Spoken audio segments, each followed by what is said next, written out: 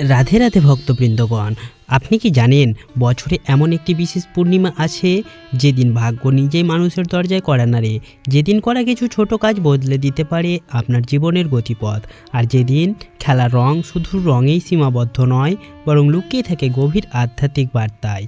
আজ আমরা জানব দোল পূর্ণিমার দিনে এমন 5টি কাজ করলে ভাগ্য নিজে বদলে যায় এবং দোল পূর্ণিমায় রং খেলার আসল আধ্যাত্মিক অর্থ, যা 90% মানুষ আজও জানেন না। আর সবশেষে জানবো এই পূর্ণিমা কখন লাগছে আর কখন ছুটছে, তাই ভিডিওটি অবশ্যই শেষ পর্যন্ত দেখার অনুরোধ রইল। আর আমাদের চ্যানেলে নতুন হলে অবশ্যই চ্যানেলটিকে সাবস্ক্রাইব করবেন, ভিডিওটিকে লাইক দিবেন এবং কমেন্ট বক্সে ভক্তি ভরে লিখে যাবেন রাধে রাধে। দোল পূর্ণিমা মানে আজকের দিনে আমরা যা বুঝি তা হলো রং, আনন্দ, নাচ গান আর উৎসব, কিন্তু শাস্ত্র বলে দোল পূর্ণিমা শুধু আনন্দের দিন নয়, এটি হলো আত্মশুদ্ধির দিন, এটি হলো ভাগ্য পরিবর্তনের শক্তিশালী সময়। এই পূর্ণিমা ঘটে ফাল্গুন মাসে, যে মাসকে শাস্ত্রে বলা হয় আত্মা জাগরণের মাস, কারণ এই সময় প্রকৃতির বদলায়, গাছপালা নতুন প্রাণ পায় আর মানুষের মনও স্বাভাবিকভাবেই নরম হয়। এই নরম মনই হলো ভগবানের কৃপা গ্রহণের সেরা সময়। কেন দোল পূর্ণিমা এত শক্তিশালী? শাস্ত্র অনুযায়ী এই দিনে চাঁদ থাকে পূর্ণ শক্তিতে, পৃথিবীর জলতত্ত্ব সক্রিয় হয়, মানুষের মনের ওপর চাঁদের প্রভাব সবচেয়ে বেশি। এই কারণে এই দিনে করা প্রার্থনা, এই দিনে করা দান, এই দিনে করা মানসিক সংকল্প 10 গুণ ফল দেয়। কিন্তু শর্ত একটাই, কাজগুলো সঠিক নিয়মে করতে হবে, শুধুমাত্র লোক দেখানোর জন্য নয়। প্রথম কাজটি হলো দোল পূর্ণিমার সকালে একটি কাজ না করলে ফল বন্ধ হয়ে যায়। দোল পূর্ণিমার সবচেয়ে গুরুত্বপূর্ণ সময় হলো সূর্যোদয়ের আগে থেকে সূর্য ওঠা পর্যন্ত। এই সময় পরিবেশ থাকে বিশুদ্ধ, মন থাকে শান্ত, নেগেটিভ শক্তি দুর্বল থাকে। কি করতে হবে? সকালে উঠে প্রথমে মুখে কোনো কথা না বলে একটি পাত্রে জল নিয়ে সেই জলে সামান্য গঙ্গা জল বা পরিষ্কার জল মিশিয়ে সূর্যের দিকে মুখ করে মনে মনে বলুন, আজকের এই পূর্ণিমা আমার জীবনের অশুভতা দূর করুক। এরপর এই জল দিয়ে মুখ ধুয়ে নিন। ফল কি হবে? মানসিক অশান্তি কমে, অকারণ ভয় দূর হয়। কিন্তু এই কাজ না করে সরাসরি রং খেললে আধ্যাত্মিক ফল পাওয়া যায় না। 2 নম্বর কাজ, দোল পূর্ণিমায় একটি ভুল করলে সৌভাগ্য দূরে সরে যায়। অনেকে মনে করেন আজ আনন্দের দিন, যা ইচ্ছে করা যায়, কিন্তু শাস্ত্র বলে আজ ঝগড়া, আজ কাউকে অপমান, আজ রাগ, এই 3টি করলে দোল পূর্ণিমার শক্তি নেগেটিভ দিকে ঘুরে যায়। কেন? কারণ এই দিন মানুষের মন থাকে খোলা, এই খোলা মনে রাগ ঢুকলে তা বহুদিনের অশুভ কর্মে পরিণত হয়। এর সমাধান কি? আজ যদি কেউ আপনাকে অপমান করে, রং দিয়ে জোর করে বিরক্ত করে, তাহলে চুপচাপ থাকুন আর মন থেকে ক্ষমা করুন। এটি হলো আজকের সবচেয়ে বড় সাধনা। তৃতীয় কাজ, দোল পূর্ণিমার দিনে রং খেললেও এই নিয়ম না জানলে ফল নষ্ট হয়। এখন আসি সবচেয়ে গুরুত্বপূর্ণ প্রশ্নে, রং খেলা কি পাপ নাকি পুণ্য? উত্তর, সঠিক নিয়মে খেললে পুণ্য আর ভুলভাবে খেললে ফল নষ্ট। রঙের আধ্যাত্মিক অর্থ লাল শক্তি ও জীবন শক্তি, হলুদ রং জ্ঞান ও শুদ্ধতা, সবুজ রং আরোগ্য ও বৃদ্ধি এবং নীল রং শান্তি ও ধৈর্য। কিন্তু কেমিক্যাল রং, কাউকে কষ্ট দিয়ে রং দেওয়া, এগুলো শাস্ত্রসম্মত নয়।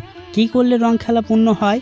প্রাকৃতিক রং, হাসি মুখে, কাউকে আঘাত না করে, তখন রং খেলা হয়ে যায় ভক্তির প্রকাশ। 4 নম্বর ভুল, শাস্ত্রে বলা হয়েছে দোল পূর্ণিমায় দান করলে দানের ফল দ্রুত ফিরে আসে। কী দান করবেন?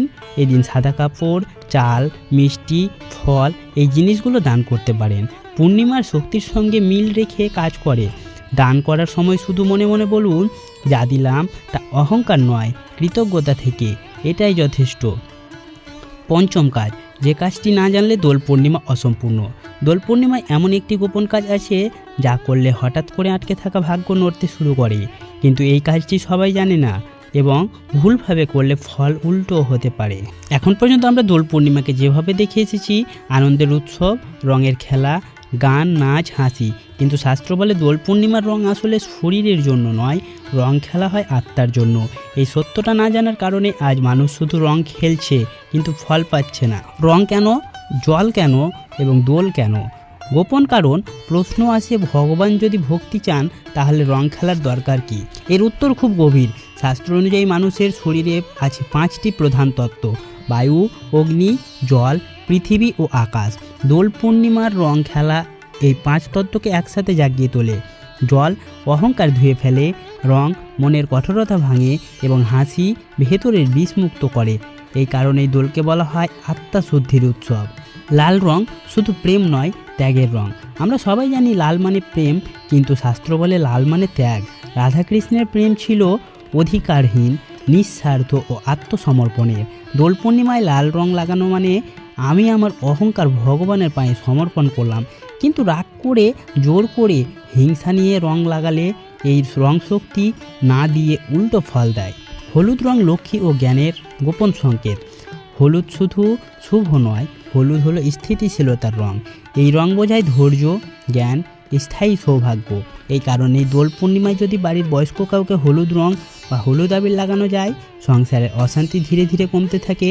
এটা কোনো কুসংস্কার নয়, এটি শাস্ত্রসম্মত বিজ্ঞান। সবুজ রং আটকে থাকা জীবনের সংকেত। সবুজ রং বোঝায় বৃদ্ধি, নতুন শুরু, আটকে থাকা শক্তির মুক্তি।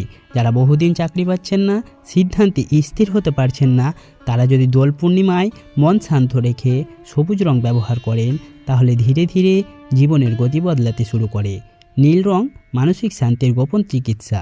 আজকের যুগে সবচেয়ে বড় সমস্যা অকারণ টেনশন, ঘুম না হওয়া, ভিতরের অস্থিরতা।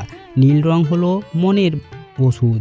এই কারণে যারা খুব অশান্ত, তারা যদি দোল পূর্ণিমায় নীল রং শান্তভাবে হাসি মুখে ব্যবহার করেন, তাহলে মন ধীরে ধীরে স্থির হয়। এই জন্য কৃষ্ণের গায়ের রং নীল। এই 3 ধরনের রং দোল পূর্ণিমায় মহাপাপের মতো কাজ করতে পারে। এখন খুব গুরুত্বপূর্ণ কথা, সব রং কিন্তু পবিত্র নয়। যেমন কেমিক্যাল রং, এটি শরীর নয়, ভাগ্যও ক্ষতিগ্রস্ত করে। রাগের রং কর্মফল নেগেটিভ করে এবং অপমানের রং পূর্ণিমার শক্তি নষ্ট করে। শাস্ত্র বলে যে রং কষ্ট দেয় সে রং পুণ্য দিতে পারে না। এখন আসছে সেই বিধিতে যা না জানলে দোল পূর্ণিমা 10 গুণ শক্তিশালী হয়ে যায়। বিধি কি? রং খেলার আগে বা পরে চোখ বন্ধ করে 11 সেকেন্ড শুধু এই কথাটা মনে মনে বলবেন, আমি কাউকে কষ্ট দিতে আসিনি, আমি আনন্দ ভাগ করতে এসেছি।